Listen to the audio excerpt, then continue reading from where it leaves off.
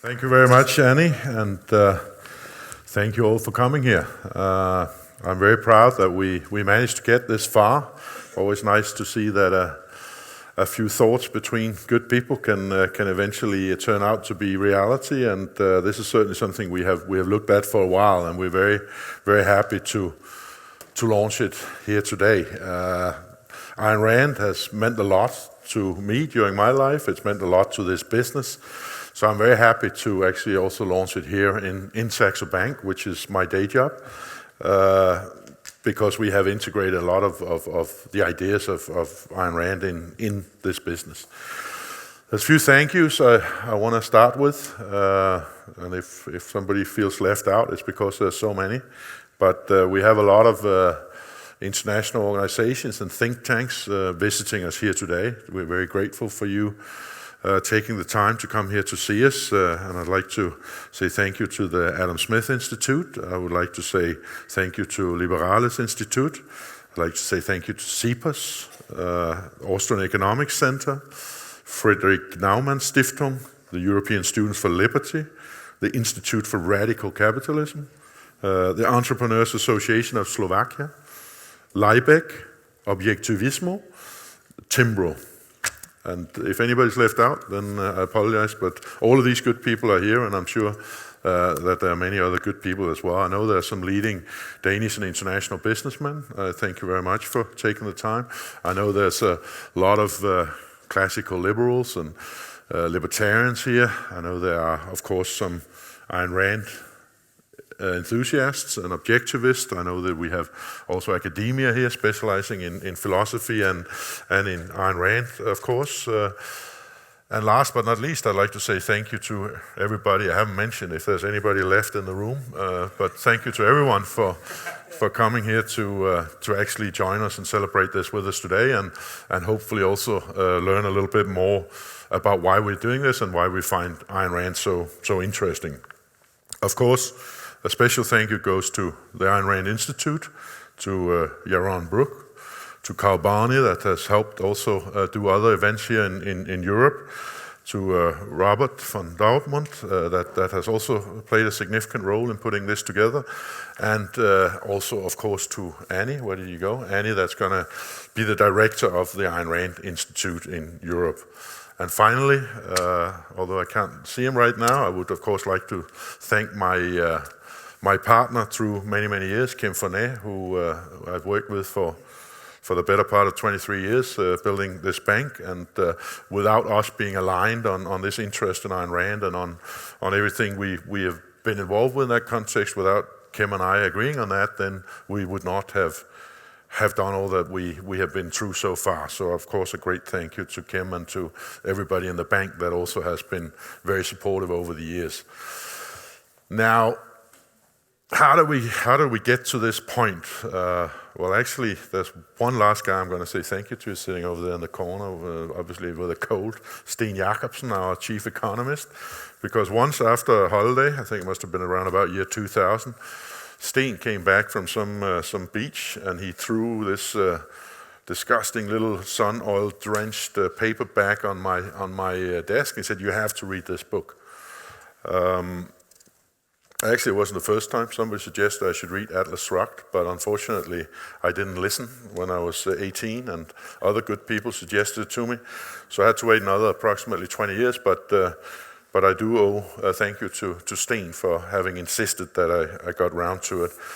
After I read it, I shared it with Kim, and we were both pretty taken aback by a lot of the stuff in the book. It's not like we didn't think individualist. It's not that we were not capitalist before, but I think as many people have had that experience with Atlas Shrugged in particular, it is a book that gives you some very strong foundation about what you sort of intuitively felt all along. You can say it proves that you're right, which is always a nice thing.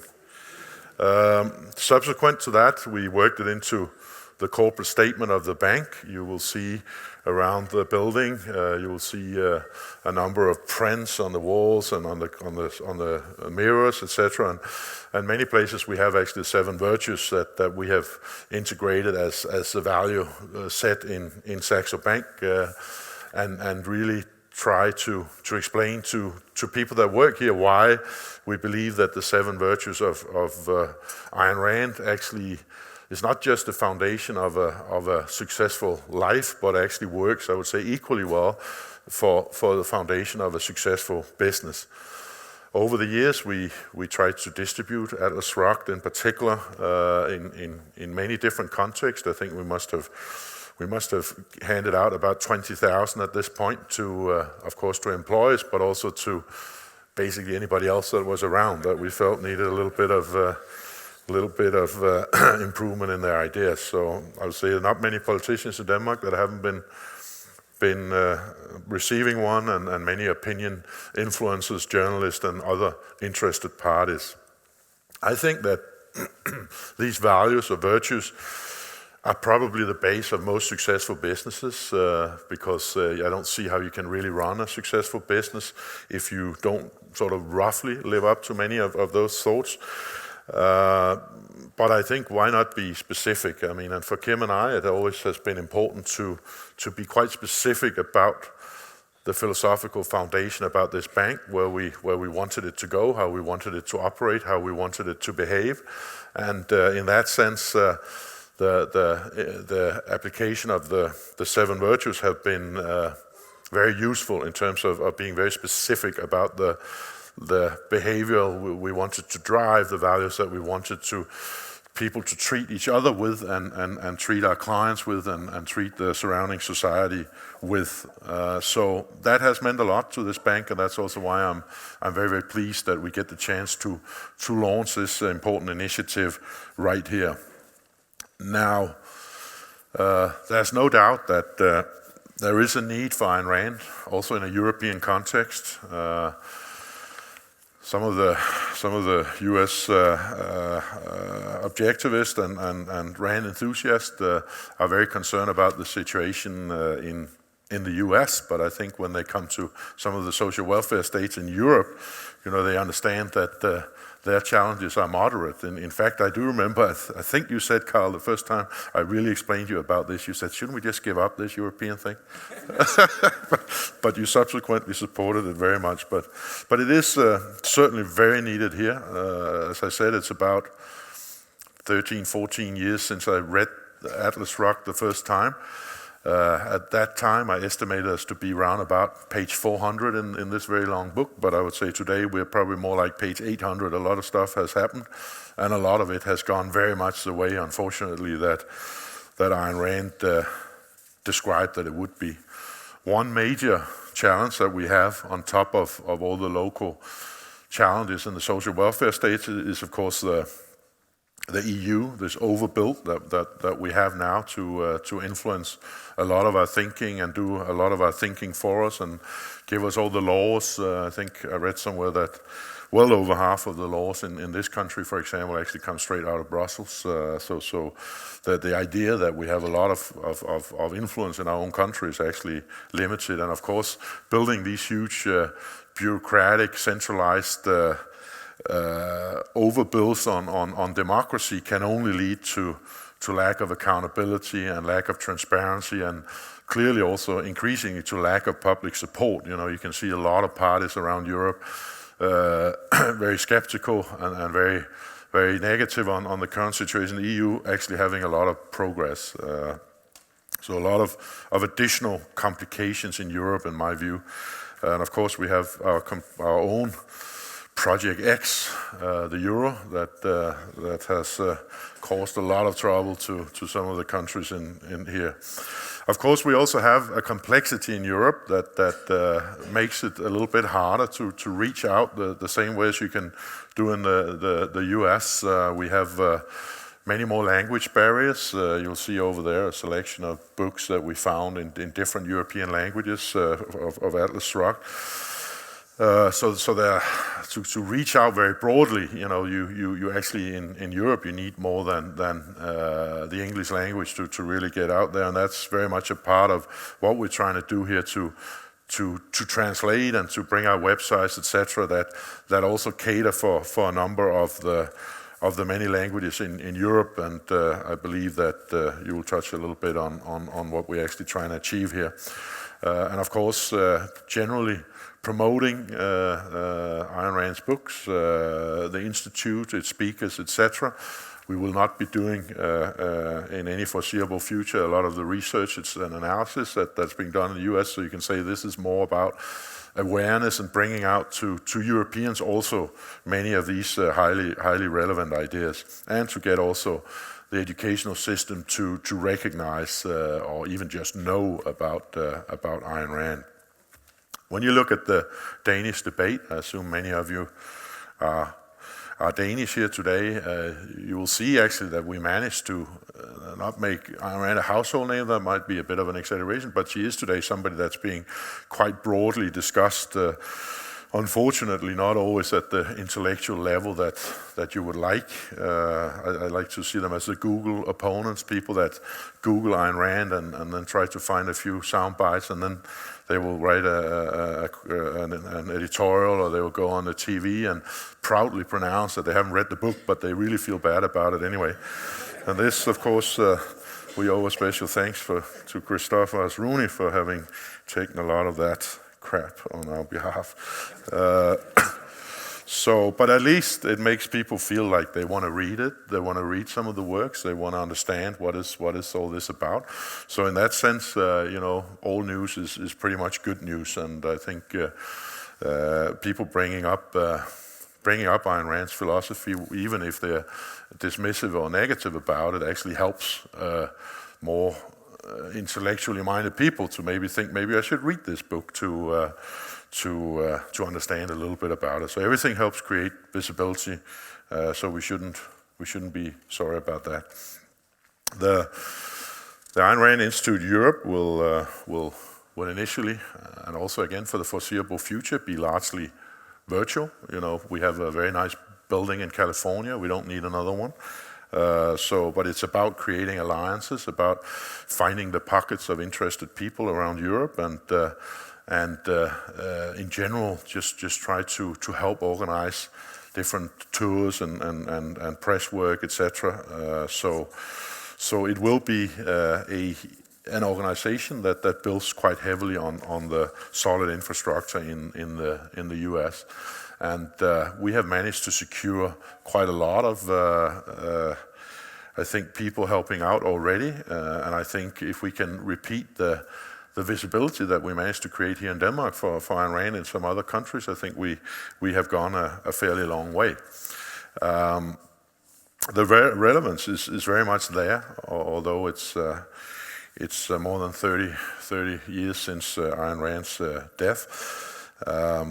I saw an interview actually with Yaron Brook that you'll hear later today on TV2 News, I think it was, where he was asked questions. Are you going to take away things that we really want here, like free education and free healthcare, and this kind of stuff just shows how rather misled people are, because none of this stuff is free by any standards of the imagination. In fact, OECD tells us that the Danish public sector is less than 65% efficiency, not compared to the private sector, but compared to best practice in other public sectors. So in effect, this free healthcare, this free education,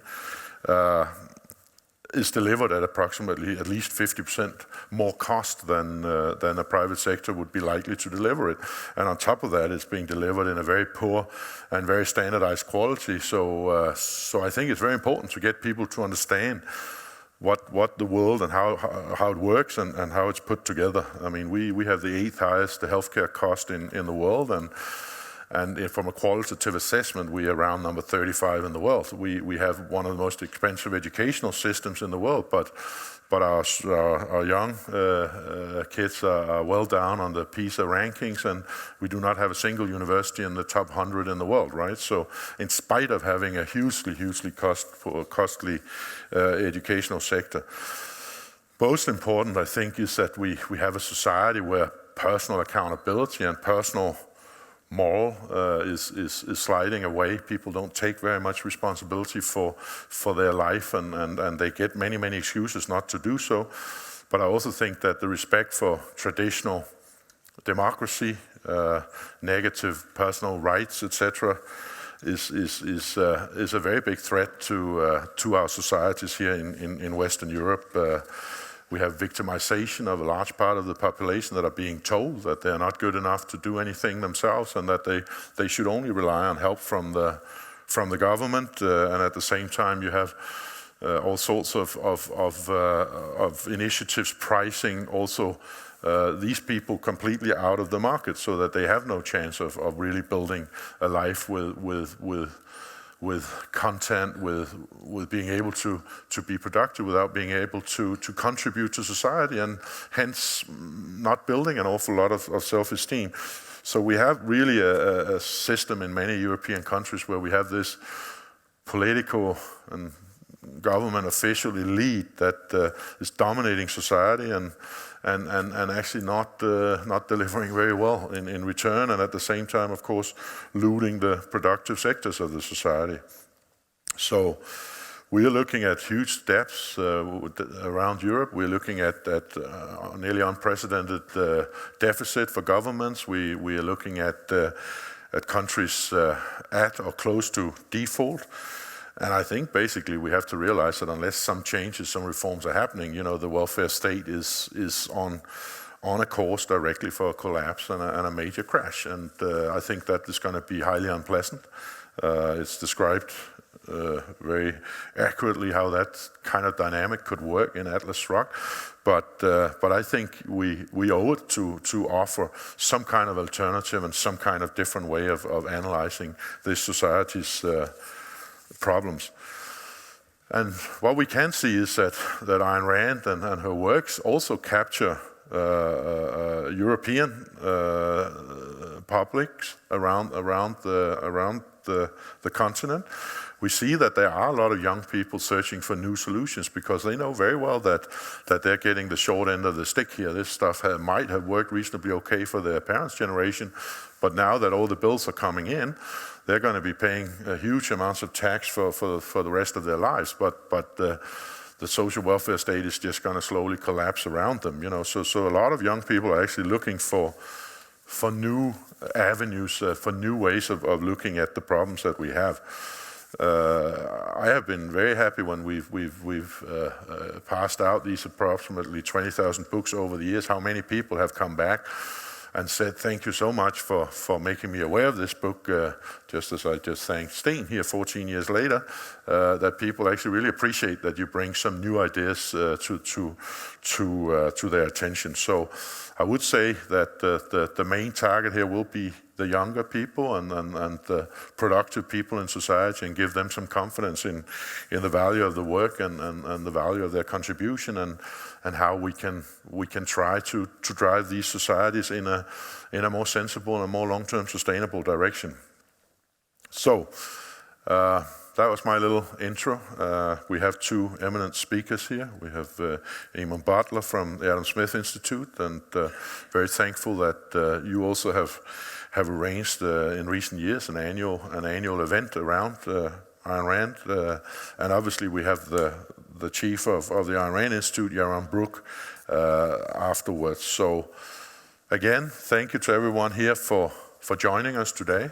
It's very much appreciated, whoever you are. I would appeal to anyone that's interested in supporting this new institute. Obviously, money is very welcome. Everybody from the think tanks know that. But what's also very welcome is help and volunteers and people helping to spread the word, and people helping with translations, people helping with organizing events, people helping with setting up study groups at university and schools, etc. So there are many ways you can contribute beyond just financially. So please bear that in mind if what you hear interests you. We really need people to help us push this new and very young initiative forward. And in the beginning, of course, it's very important to create a critical mass that can inspire people to take part in it. So with those words, thank you everyone. And do you want to say something, or shall I pass straight on to the next? Well, in that case, I'll pass straight on to you, Eamon, from Adam Smith Institute. Thank you.